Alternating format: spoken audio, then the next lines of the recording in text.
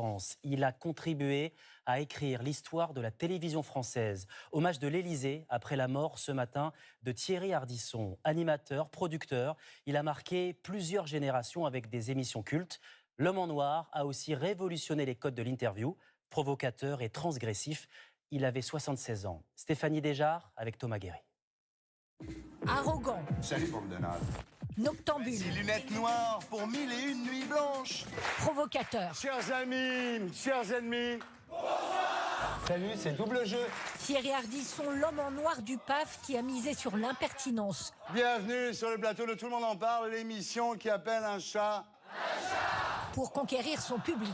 C'est un type qui a beaucoup de culot, qui a fait des très bonnes émissions, qui dépassait quelquefois un peu les bornes. Il avait une certaine aura et puis il osait, comme je disais, c'est quelqu'un qui osait. On savait quand on allait voir, on allait en prendre plein la tronche. Ça faisait partie du buzz à l'époque.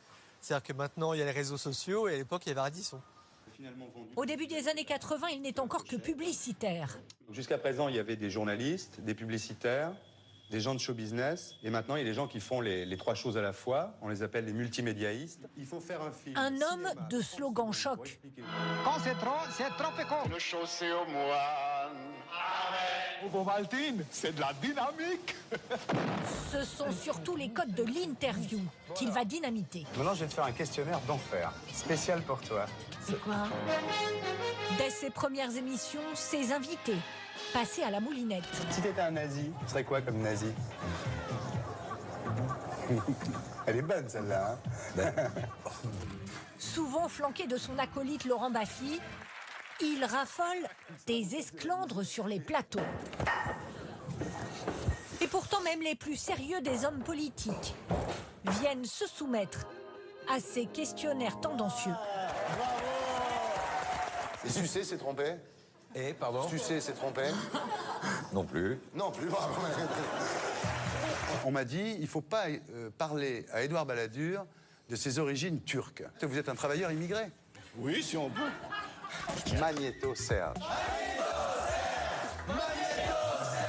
Le dernier livre de Thierry Ardisson s'appelle L'homme en noir. Il y a les enfants, vos 3 enfants, vous parlez de votre culpabilité à vous n'êtes pas occupé d'eux et ils viennent vous dire, papa, on voulait te dire que tu répètes souvent que tu ne t'es pas occupé de nous à cause de la télé, ne regrette rien, c'était ta vie, on t'aime, pars en paix.